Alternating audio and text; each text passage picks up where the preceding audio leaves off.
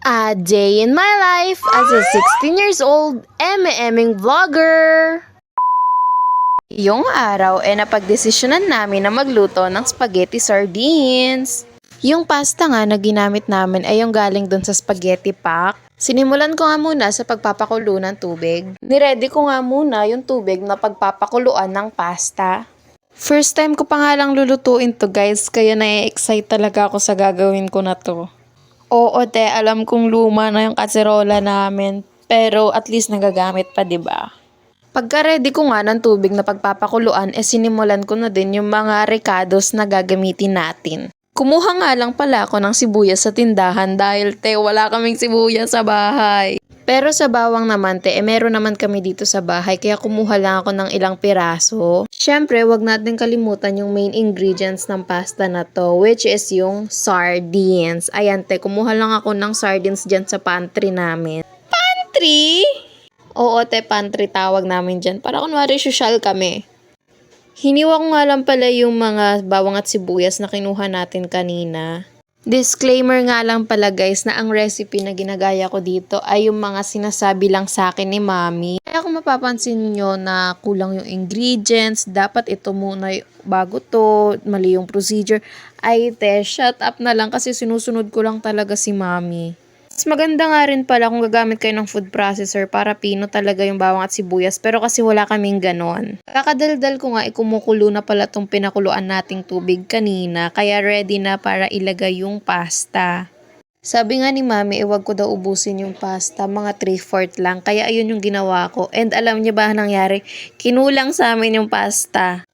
Kaya meron pa rin konting tira dun sa plastic. Nilagyan ko nga lang pala yan ng asin at pinatakan ko ng konting mantika para lang hindi magdikit-dikit yung mga pasta natin. Hinalo ko nga lang pala yan kasi sabi ni Mami haluin ko daw para daw hindi dumikit yung pasta dun sa kaserola. Maya-maya ko rin chinecheck kung malambot na ba yung pasta and obvious naman sa video na hindi pa siya malambot. So, pinakuluan ko ulit siya. Kaya nung okay na, hinango ko na rin siya. Binuhos ko nga lang pala siya dyan sa nakalagay sa lababo para madrain na natin yung tubig and mahugasan na yung pasta. Sabi nga ni Mami, kailangan daw hugasan yung pasta. Kaya ayun nga yung ginawa ko. Hinugasan ko lang siya and pinalamig ko lang dyan sa gilid. After nga niyan, niready ko na rin yung para sa sauce. Ayan, niready ko na nga dyan yung kawali. Painit nga lang ako ng mantika and after uminit, inilagay ko na rin yung mga bawang at sibuyas na hiniwa natin kanina para igisa-gisa. After ko ngang maigisa yan, binuhos ko na yung sardinas para masama na siya sa paggisa. Nakita nga namin na hindi enough yung isang sardinas kaya nagbukas pa kami ng panibagong sardinas para idagdag doon. So in total, 2 sardinas yung nagamit namin. At nandyan pa talaga si Mami, nakikisama pa sa video. Nga pala alam ni Mami na i-vlog ko to, kaya naman tanong siya ng tanong sa akin na anong ginagawa mo? Bakit ka nagvi-video? Anong naisip mo?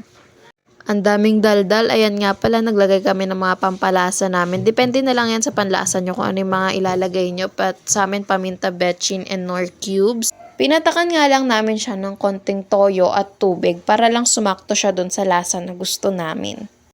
And then, hinalo-halo. And that's it. Diba? Sobrang basic lang. Nung nasatisfy na kami sa lasa, inihalo na namin yung pasta para syempre mag-mix sila nung sauce. Bigla nga palang nalobot yung phone ko, kaya yung malabong video mas lumabo pa kasi nawalan ng flash. Pero syempre, hindi pa dyan nagtatapos dahil naglagay yung mami ko ng twist. Nilagyan namin siya ng Eden cheese para lang mas creamy and mas sumarap.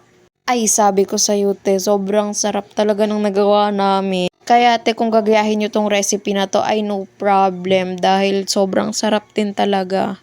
Walang gatekeep dito, te, kasi kung gusto nyong gayahin din yung recipe, go lang kasi masarap talaga. Syempre, hindi mawawala ang taste test. Ay, talagang first bite, heaven talaga, te, sobrang sarap. Di ko sinasabi na masarap to dahil ako yung gumawa, pero parang ganun na. Pero kasi masarap talaga siya. Kaya te, kung meron kayong sardinas and pasta dyan, itry nyo na to dahil sobrang dali lang and masarap talaga siya.